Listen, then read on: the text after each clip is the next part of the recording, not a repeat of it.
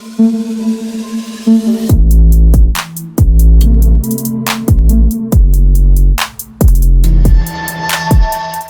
warahmatullahi wabarakatuh nih teman ya. Selamat siang buat seluruh komunitas di channel. Apa kabarnya nih buat teman-teman semua? Semoga kalian diberikan kesehatan selalu teman-teman ya, dan diberikan semangat nih buat menjalankan ibadah puasa sampai akhir nanti. Oke teman-teman. Oke ya teman. Jadi di kesempatan kali ini teman ya, gue akan coba untuk update news seputar Ethereum dan blockchain L2 dari Bitcoin ya teman. Kiranya apa sih potensinya dari blockchain layer 2 Bitcoin ini teman ya? Nanti bakal gue bahas semua di video ini, so pastikan kalian tonton sampai habis teman. Oke.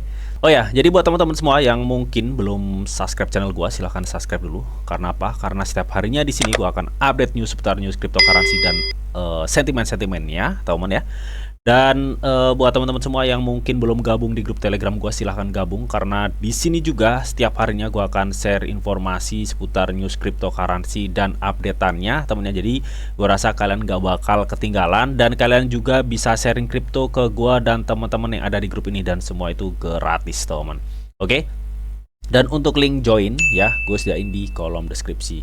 So tunggu apa lagi teman ya? Gue tunggu kalian di grup Telegram gue. Oke.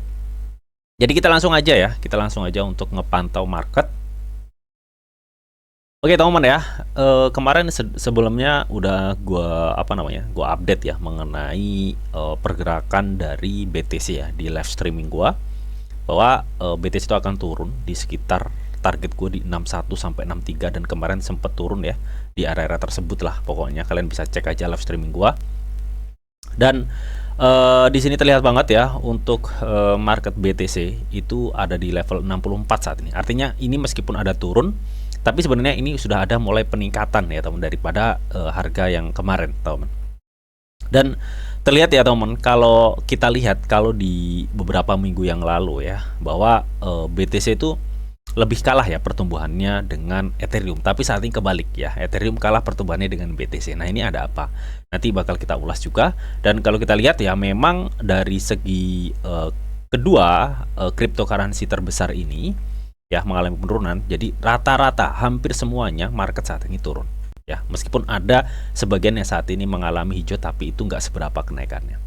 Dan sebelumnya juga ya, tentunya kalian yang aktif nonton live gua, kalian udah tahu target-target berapa BTC akan mengalami penurunan, dan di harga berapa BTC akan bertahan ya teman. Nanti mungkin untuk detail analisa Bitcoin ya, nanti kita akan bahas di live sore nanti ya teman, sembari kita nunggu buka puasa. Oke. Nah kali ini teman ya, gua akan coba ya, kenapa sih ini Ethereum kok turunnya lumayan tinggi ya, 5,34%.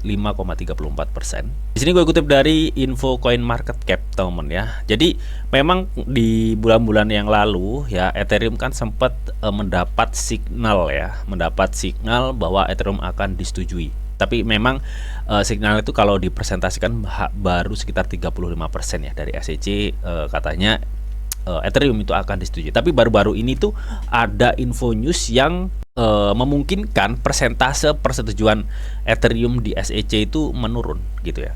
Gue rasa hal ini yang menyebabkan harga Ethereum ya itu mengalami penurunan yang lebih besar daripada Bitcoin. Nah di sini katanya SEC menyelidiki status Ethereum saat Bloomberg memangkas kemungkinan persetujuan ETF Ethereum pada bulan Mei. Ini seperti yang udah gue jelasin ya. Katanya itu di sini teman ya, Komisi Sekuritas Bursa AS atau SEC itu telah meluncurkan ya penyelidikan terhadap Ethereum untuk menentukan apakah altcoin terbesar ini adalah sekuritas atau enggak. Makanya kemarin sempat dibahas oleh di komunitas XRP ya. Katanya kalau misalkan nanti Ethereum ini menang melawan SEC, masalah mengenai hal ini ya teman. Karena ini kan nggak jauh-jauh ya dengan masalah SEC dan XRP gitu teman, mengenai garis kerasnya itu sekuritas atau enggak gitu ya. Jadi kalau misalkan ini Ethereum nanti menang, ini kemungkinan besar XRP juga akan cepat kelar ya untuk masalahnya. Intinya seperti itu.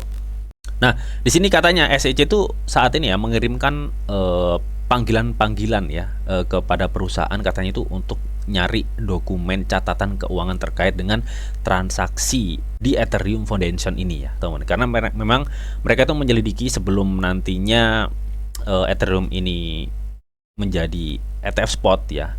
Jadi SEC itu nggak mau bahwa Ethereum itu nanti ternyata setelah disetujui itu adalah suatu koin sekuritas. Intinya nggak mau seperti itu.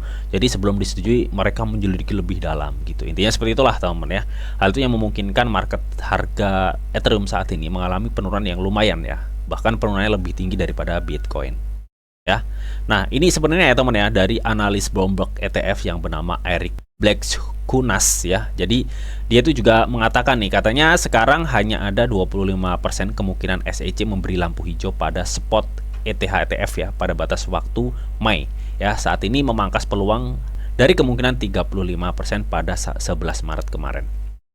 Jadi pada 11 Maret kemarin ya, kemungkinan persetujuan ETF itu ada 35%. Jadi saat ini udah terpangkas sekitar 10% menjadi 25% menurut analis Bloomberg ETF Eric ini gitu teman ya.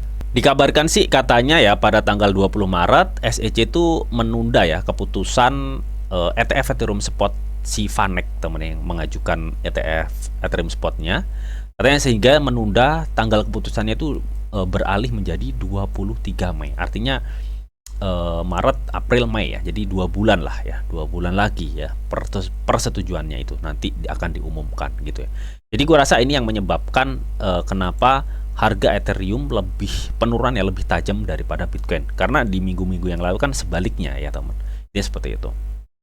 Oke, itu tadi mengenai masalah Ethereum teman yang saat ini diselidiki oleh SEC mengenai apakah sekuritas atau bukan. Intinya seperti itu. Padahal nyatanya memang kalau nggak salah ya di file hitman masalah SEC itu Ethereum itu dinyatakan bukan sekuritas, ngapain harus diselidiki lagi gitu teman ya. Nah, oke, yang kedua nih teman ya mengenai masalah jaringan Bitcoin layer 2 ya teman.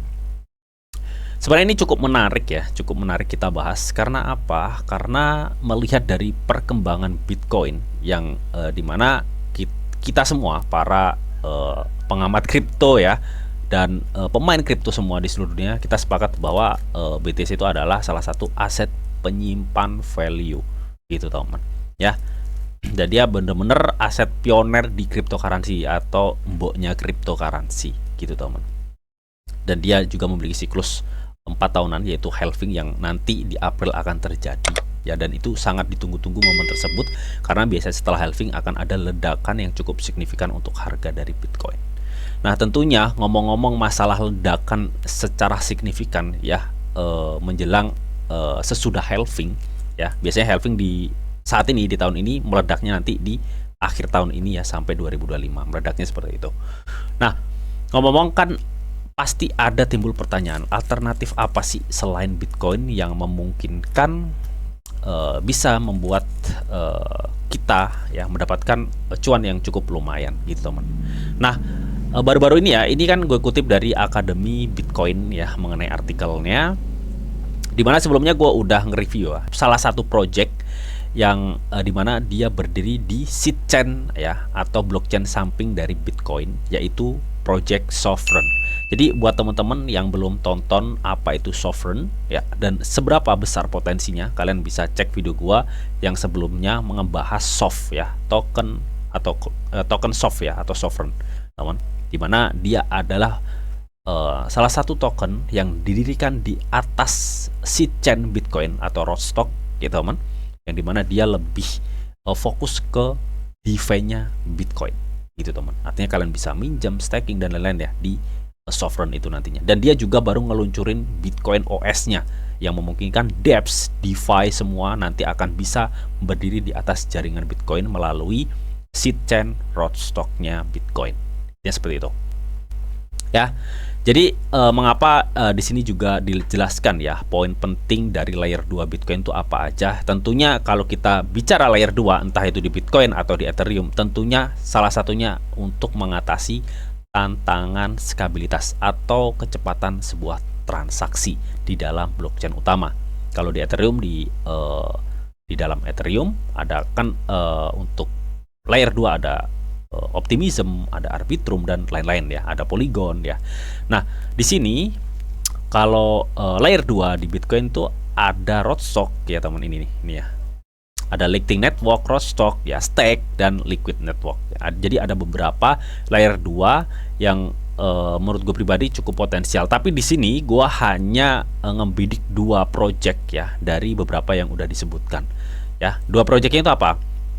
Yang satu Rostock ya. Rostock ini dia seedchain dari Bitcoin, yang dimana projectnya yang udah gue sebutan tadi ya, si token Soft atau Sovereign ya, yang baru saja meluncurkan teknologi Bitcoin OS ya, yang memungkinkan intinya dia memberdayakan DeFi di ruang jaringan Bitcoin.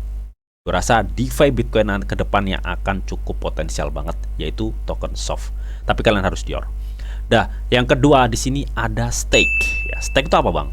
Stake itu adalah blockchain layer 2 dari Bitcoin, di mana dia menggabungkan antara kelebihan dari Bitcoin dan kelebihan dari Ethereum. Ya, kelebihan dari Bitcoin apa? Dia memakai konsensus proof of work, di mana keamanannya udah kejamin. Dan kelebihan dari Ethereum adalah dia adalah rajanya smart contract. Nah, si Stake ini menggabungkan itu semua. Ya, artinya apa? Artinya nantinya si Stake ini banyak aplikasi-aplikasi atau project-project crypto yang nantinya akan berdiri di jaringan blockchain layer 2 dari Bitcoin ini atau si Stake ini. Gitu toh. Memungkinkan ini perkembangan kayak di layaknya di Ethereum gitu teman ya, si Stake ini. Tapi ini layer 2 dari Bitcoin. Intinya seperti itu ya, teman. Ya. Oke. Jadi kenapa Bitcoin layer 2 itu cukup potensial? Selain memang Bitcoin layer 2 itu ngebantu ya blockchain utama atau blockchain Bitcoin sendiri dari mengenai segi skabilitas transaksi dan perkembangan jaringan, teman ya. Makanya nggak salah Bitcoin layer 2 ini cukup potensial ketika nanti Bitcoin atau blockchain utamanya itu ngepam parah atau meledak parah. Gue rasa blockchain layer 2 yang ada di jaringan Bitcoin itu juga ikutan kena dampaknya. Apalagi dia juga memiliki use case atau kegunaan atau utilitas ya dari projectnya, seperti kayak Stake ya, dimana dia juga memiliki smart contract-nya untuk ngembangin project-project crypto yang nantinya akan berdiri di atas jaringan Bitcoin itu sendiri. Intinya seperti itu ya. Oke, jadi yang pertama tadi kan kita nggak usah gue bahas semua ya mengenai lapisan 2. Intinya lapisan 2 antara blockchain Ethereum dan Ethereum itu hampir sama ya. Fungsinya untuk menangani stabilitas dan kalau di kalau di Bitcoin ya, selain stabilitas dia juga akan meningkatkan perkembangan jaringan ya, teman-teman ya, di Bitcoin itu sendiri. Bahkan kemarin yang sedang pre-sale itu ya, yang sedang pre-sale di jaringan 2 yang kemarin gue review, itu kan dia dibangun di atas jaringan Stake atau blockchain layer 2 dari Bitcoin. Oke, nah yang tadi gue bahas mengenai Sovereign ya, teman, dimana ini adalah Sovereign, harganya saat ini 1,74 dolar, dan saat ini untuk dari segi market cap baru 79 juta, dan dia memiliki supply 100 juta soft ya. Dan yang supply yang sudah sirkulasi supply atau supply yang udah beredar itu 45 juta. Artinya udah hampir 50% ya, sekitar 45,85% peredaran supply-nya. Ya, ini yang menurut gue pribadi cukup potensial karena dia bergerak pengembangan DeFi di jaringan Bitcoin. Nah, DeFi ini atau Decentralized Finance ini nantinya akan berkembang. Gue yakin teknologi DeFi ini akan berkembang di kemudian hari. Ya, apalagi ini di jaringan Bitcoin, cuy. Ya.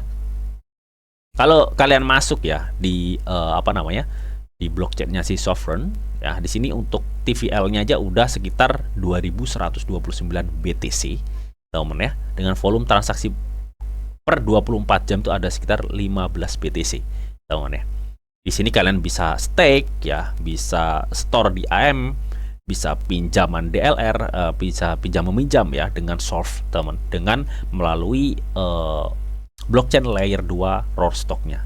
Nah, kalau kalian ingin tahu apa itu Solve nih, Solve adalah pertukaran terdesentralisasi yang dibangun di atas blockchain ya, Bitcoin. Digunakan Bitcoin untuk berdagang, meminjamkan, dan memperoleh penghasilan. Solve adalah DAO dan platform DeFi paling kaya fitur untuk Bitcoin. Ini udah gua review, kalian bisa tonton videonya.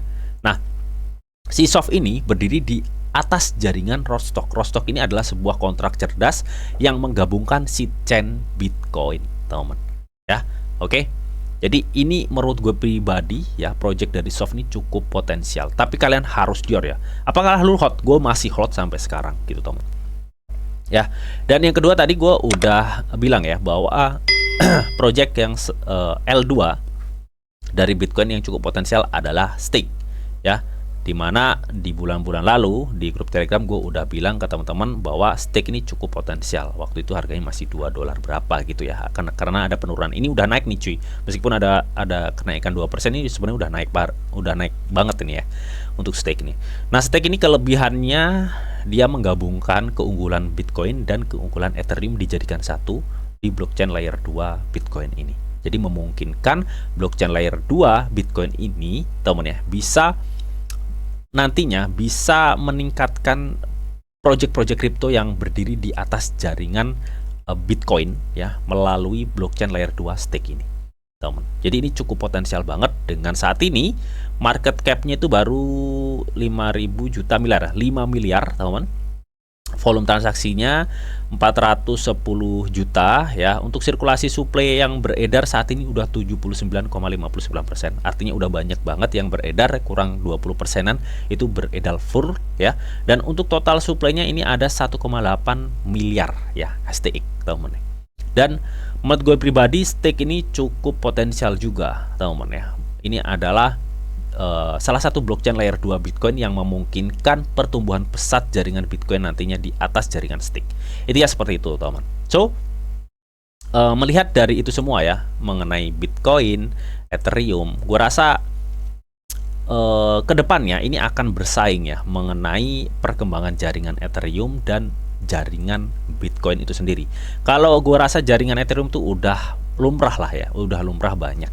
Tapi kalau di jaringan Bitcoin itu masih sedikit ya, masih sedikit banget. Dan menurut gue pribadi kayak project-project soft yang bergerak di bidang DeFi dan stake yang bergerak di layer 2 dari Bitcoin yang memungkinkan banyak project-project kripto nanti bisa berdiri di jaringan Bitcoin. Gue rasa kedua potensi dari project L2 stake dan DeFi dari Sovereign yang bergerak di yang didirikan di atas Roadstock atau sidechain Bitcoin ini gue rasa cukup potensial banget ya. Tapi kalian harus jujur karena ini menurut pandangan dari riset gue pribadi mengenai blockchain layer 2 Bitcoin dan Ethereum tadi, teman ya, mengenai penurunan. So, bagaimana menurut kalian mengenai hal ini? Kalian bisa tuliskan pendapat kalian di kolom komentar, oke? Namun tetap teman, di sini tuh ada disclaimer on ya bahwa untuk trading dan investasi di dunia cryptocurrency itu sifatnya sangat berbahaya atau sangat-sangat berisiko tinggi, teman. Jadi bijaklah kalian di dalam mengelola atau memanajemen keuangan kalian. Semua keputusan yang kalian ambil adalah tanggung jawab kalian masing-masing. Di sini Didi hanya memberikan informasi yang diberitahu untuk kalian semua, oke? Mungkin itu aja yang bisa gue sampaikan di video ini. Semoga bisa bermanfaat. Jika kalian suka video ini, jangan lupa kalian klik like, share, komen, dan di subscribe, teman, karena asli subscribe itu gratis. Dan tentunya kalian akan mendapatkan update-update video terbaru dan info-info terbaru dari Didi Channel. Oke, sampai jumpa, bye-bye.